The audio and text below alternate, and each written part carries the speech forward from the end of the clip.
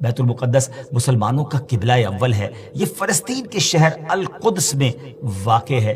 بعض نے اس شہر کو بھی بیت المقدس کہا ہے۔ اس میں کوئی شک نہیں کہ بیت المقدس یہودیوں، عیسائیوں اور مسلمانوں تینوں کے ریلیجن کے لیے مقدس مقام کی حیثیت رکھتا ہے۔ حکیم الامت مفتی احمد یار خان نعیمی رحمۃ اللہ تعالی لکھتے ہیں کہ چونکہ اس زمین میں حضرات انبیاء کے مزارات بہت ہیں، اس لیے اسے قدس کہا جاتا ہے۔ حضرت سیدنا سلیمان علیہ نبینا علیہ الصلوۃ والسلام کا مزار مبارک اور عالم اسلام کی مشہور و معروف مسجد اقصی بھی اسی شہر میں واقع ہے۔ رہی یہ بات کہ اس کا سنگ بنیاد کب رکھا گیا، کعبہ معظمہ کی بنیاد ڈالنے کے 40 سال بعد سیدنا آدم علیہ نبینا علیہ الصلوۃ والسلام یا ان کی اولاد میں سے کسی نے اس کی بنیاد ڈالی۔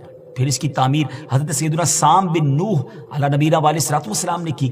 پھر ایک عرصے کے بعد حضرت سیدنا داؤد علیہ نبینا علیہ الصلوۃ والسلام نے بیت المقدس کی بنیاد اسی مقام پر رکھی، جہاں حضرت سیدنا موسیٰ علیہ نبینا علیہ الصلوۃ والسلام کا خیمہ نصب کیا گیا تھا۔ اس عمارت کے پورا ہونے سے قبل حضرت سیدنا داؤد علیہ نبینا علیہ الصلوۃ والسلام کی دنیا سے وفات کا وقت قریب آ گیا، تو اب آپ نے اپنے بیٹے حضرت سیدنا سلیمان علیہ نبینا علیہ الصلوۃ والسلام کو اس کو مکمل کرنے کی وصیت فرمائی۔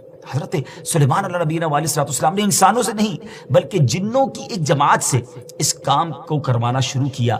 1 سال کا کام باقی تھا، مگر آپ کے انتقال کا وقت قریب آ گیا۔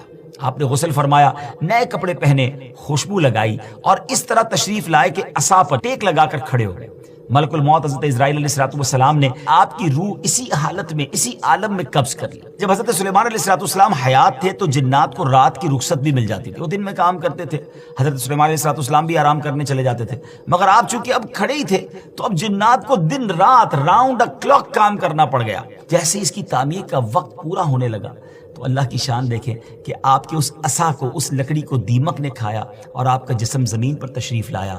پھر لوگوں کو بھی پتہ چلا اور جنات کو بھی پتہ چلا کہ حضرت سلیمان علیہ الصلوۃ والسلام دنیا سے جا چکے ہیں۔ اس کی تعمیر کی تکمیل چونکہ حضرت سلیمان علیہ الصلوۃ والسلام کے زیر نگرانی ہونی تھی، اس لیے اس عمارت کو ہیکل سلیمانی بھی کہا جاتا ہے۔ حضرت سیدنا آدم علیہ الصلوۃ والسلام سے لے کر حضرت سیدنا موسیٰ علیہ نبینا علیہ الصلوۃ والسلام تک کعبہ یعنی بیت اللہ شریف ہی کعبہ رہا۔ پھر حضرت سیدنا موسیٰ علیہ نبینا علیہ الصلوۃ والسلام سے لے کر حضرت سیدنا عیسیٰ علیہ الصلوۃ والسلام تک بیت المقدس قبلہ رہا۔